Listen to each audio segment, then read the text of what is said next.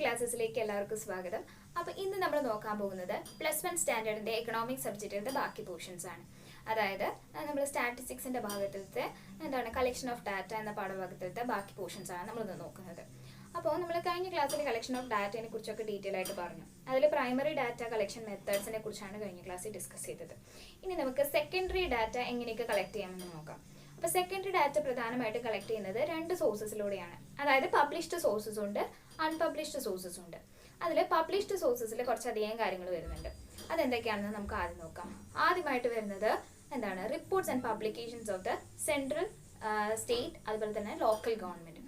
അതായത് central ഗവൺമെന്റിലെ, local ഗവൺമെന്റിന്റെ, അതുപോലെ സ്റ്റേറ്റ് ഗവൺമെന്റിന്റെയൊക്കെയും ചില റിപ്പോർട്ട്സും പബ്ലിക്കേഷൻസും, ഒഫീഷ്യൽ ആയിട്ടുള്ള പബ്ലിക്കേഷൻസും.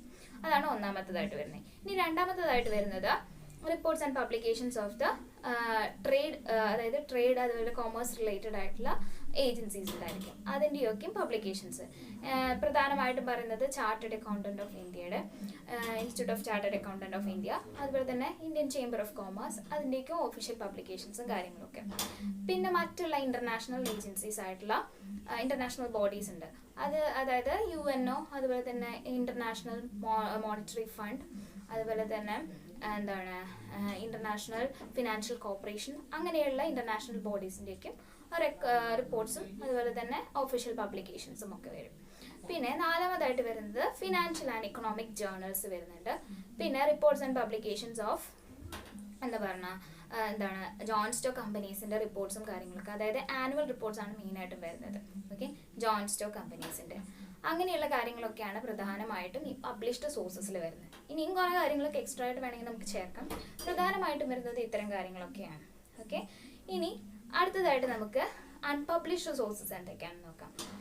അൺപബ്ലിഷ്ഡ് സോഴ്സസിൽ പ്രധാനമായിട്ടും വരുന്നത് ഇപ്പോൾ നമ്മുടെ സാധാരണ ഗവൺമെന്റിന്റെയോ അല്ലെങ്കിൽ ഏതെങ്കിലും ബിസിനസ് എന്റർപ്രൈസസിന്റെയോ ഒക്കെ നമ്മൾ അവർ ഡാറ്റാസ് മെയിൻറ്റെയിൻ ചെയ്യുമല്ലോ. അതായത് ഇന്റേണൽ റെക്കോർഡ്സിന് വേണ്ടിയിട്ട് കുറച്ച് ഡാറ്റാസ് ഒക്കെ മെയിൻറ്റെയിൻ ചെയ്യുമല്ലോ. ആ ഡാറ്റാസിനെയാണ് സെക്കൻഡറി ഡാറ്റയായിട്ട് നമ്മളിവിടെ ഉപയോഗിക്കുന്നത്. അതിനെയാണ് അൺപബ്ലിഷ്ഡ് സോഴ്സസ് എന്ന് പറയുന്നത്. അതായത് റെക്കോർഡ്സ് മെയിൻറ്റെയിൻ ചെയ്യുക. അതായത് ലോക്കൽ ഗവൺമെന്റോ സ്റ്റേറ്റ് ഗവൺമെന്റോ അല്ലെങ്കിൽ ഗവൺമെന്റ് അല്ലാത്ത മറ്റുള്ള എന്റർപ്രൈസസ് ഒക്കെ അവർ മെയിൻറ്റെയിൻ ചെയ്യുന്ന ഡാറ്റ റെക്കോർഡ്സിനെയാണ് ഇവിടെ അൺപബ്ലിഷ്ഡ് സോഴ്സസ് എന്ന് പറയുന്നത്. അപ്പോൾ രണ്ട് ടൈപ്പ് ഓഫ് സോഴ്സസ് ആണുള്ളത് സെക്കൻഡറി ഡാറ്റ കളക്ട് ചെയ്യാനായിട്ട്. പബ്ലിഷ്ഡ് സോഴ്സസും അതുപോലെ അൺപബ്ലിഷ്ഡ് സോഴ്സസും. ഇനി അടുത്തതായിട്ട് നമുക്ക് നോക്കാനുള്ളത്, ഇപ്പോൾ സെക്കൻഡറി ഡാറ്റ കളക്ഷനെ കുറിച്ചൊക്കെ പറഞ്ഞു. ഇനി പ്രധാനമായിട്ടും നമ്മൾ ഡാറ്റ കളക്ഷൻ, ഇപ്പോൾ പ്രൈമറി ഡാറ്റ ആയിക്കോട്ടെ സെക്കൻഡറി ഡാറ്റ ആയിക്കോട്ടെ, പ്രധാനമായിട്ടും ഡാറ്റ കളക്ഷന് വേണ്ടിയിട്ട് രണ്ട് മെത്തേഡ്സ് ആണുള്ളത്. ഓക്കെ, രണ്ട് മെത്തേഡ്സ് ആണ് ഡാറ്റ കളക്ഷൻ മെത്തേഡ്സ് എന്ന് പ്രധാനമായിട്ട് നമ്മൾ എടുത്തു പറയാം. നമുക്ക് എല്ലാവർക്കും അറിയുന്ന കാര്യമാണ്. അതായത് സെൻസസ് മെത്തേഡും സാമ്പിളിംഗ് മെത്തേഡും. ഓക്കെ, സെൻസസ് മെത്തേഡ് എന്ന് പറയുമ്പോൾ തന്നെ നമ്മുടെ മനസ്സിലോട്ട് ആദ്യം തന്നെ പോപ്പുലേഷൻ്റെ ആ ഒരു കണക്കെടുപ്പിനെ കുറിച്ചാണ് ആലോചിക്കുക. അതായത് അതിന് വേണ്ടിയിട്ടാണ് നമ്മൾ സെൻസസ് മെത്തേഡ് പ്രധാനമായിട്ട് യൂസ് ചെയ്യുന്നത്.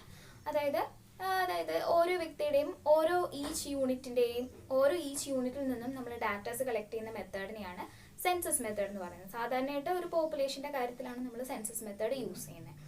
ഇതിന് ചില അഡ്വാൻറ്റേജസും അതുപോലെ തന്നെ ഡിസഡ്വാൻറ്റേജസും ഒക്കെ ഉണ്ട്. പ്രധാനമായിട്ട് ഇതിൻ്റെ അഡ്വാൻറ്റേജസ് എന്തൊക്കെയാണെന്ന് വെച്ച് കഴിഞ്ഞാൽ, ഇതെന്ന് പറയുന്നത് വളരെയധികം ഒറിജിനൽ ആയിട്ടുള്ള ഡാറ്റ ആയിരിക്കും. പിന്നെ നമ്മൾ ഓരോ യൂണിറ്റിൻ്റെയും ഡീറ്റെയിൽ ആയിട്ടുള്ള സ്റ്റഡി നടത്തുന്നുണ്ട്. പിന്നെ നമുക്ക് ഈ കളക്ട് ചെയ്യുന്ന ഡാറ്റ നമുക്ക് ഫർദർ സ്റ്റഡീസിന് വളരെയധികം യൂസ്ഫുൾ ആയിരിക്കും. പിന്നെ ഇതിന് പിന്നെ ഇതിൻ്റെ ഒരു ഡിസഡ്വാൻറ്റേജ് ആയിട്ട് പറയുകയാണെങ്കിൽ നമുക്കിപ്പോൾ അതുപോലെ ടൈമും അതുപോലെ തന്നെ ചിലവും ഒക്കെ ഒരുപാടുണ്ട്. ടൈമും അതുപോലെ കോസ്റ്റും ഒക്കെ ഒരുപാട് നമുക്ക് ആവശ്യമായിട്ട് വരും. അതുകൊണ്ട് തന്നെ ഇൻവെസ്റ്റിഗേറ്റേഴ്സും ഒരുപാട് അധികം ആവശ്യമായിട്ട് വരും. കാരണം നമ്മൾ ഓരോ യൂണിറ്റിലും പോയി പഠിക്കുകയല്ലേ. അപ്പം നമുക്ക് ഒരുപാട് ഇൻവെസ്റ്റിഗേറ്റേഴ്സ്, അന്വേഷണം നടത്തുന്ന ആളുകളുടെ ആവശ്യം കൂടും. അതുകൊണ്ട് തന്നെ കോസ്റ്റും അതുവഴിയായിട്ട് ഇൻക്രീസ് ചെയ്യും. പിന്നെ പ്രധാനമായിട്ടും വരുന്ന മറ്റൊരു മെത്തേഡ് എന്ന് പറയുന്നത് സാമ്പിളിംഗ് മെത്തേഡാണ്. ഇനി നമ്മൾ ഈ മെത്തേഡ്സിനെ കുറിച്ചൊക്കെ ഡീറ്റെയിൽ ആയിട്ട് പഠിക്കും. ഓക്കെ, അപ്പോൾ ഇനി അടുത്തത് വരുന്നത് സാമ്പിളിംഗ് മെത്തേഡാണ്. സാമ്പിളിംഗ് മെത്തേഡിൽ മെയിനായിട്ട് നമ്മൾ വലിയൊരു പോപ്പുലേഷനിൽ നിന്നും റെപ്രസെൻറ്റേറ്റീവ്സിനെ തിരഞ്ഞെടുക്കുക. ഡാറ്റ പ്രൊവൈഡ് ചെയ്യുന്ന റെപ്രസെൻറ്റേറ്റീവ്സിനെ തിരഞ്ഞെടുക്കുക. അതുവഴിയായിട്ട് നമ്മൾ അവരിൽ നിന്നും ഡാറ്റ കളക്ഷൻ നടത്താം. ഈ ഡാറ്റ കളക്ഷൻ നടത്തുന്നതിന് തന്നെ ഇനിയും ഒരുപാട് മെത്തേഡ്സ് ഉണ്ട്. സാമ്പിളിൽ നിന്ന് തിരഞ്ഞെടുത്തതിന് ശേഷം വീണ്ടും നമ്മൾ കുറേ മെത്തേഡ്സ് യൂസ് ചെയ്തിട്ടാണ്, സാമ്പിളിംഗ് മെത്തേഡ്സ് യൂസ് ചെയ്തിട്ടാണ് അവരിൽ നിന്ന് ഡാറ്റ കളക്ട് ചെയ്യുന്നതും അതിൻ്റെ ബേസിസിൽ നമ്മൾ അനാലിസിസും ഇൻ്റർപ്രിട്ടേഷനും അതുപോലെ കൺക്ലൂഷനും ഒക്കെ ഉണ്ടാക്കുന്നത്. ഓക്കെ, ഇത്തരം കാര്യങ്ങളാണ് സാമ്പിളിംഗ് മെത്തേഡിൽ വരുന്നത്.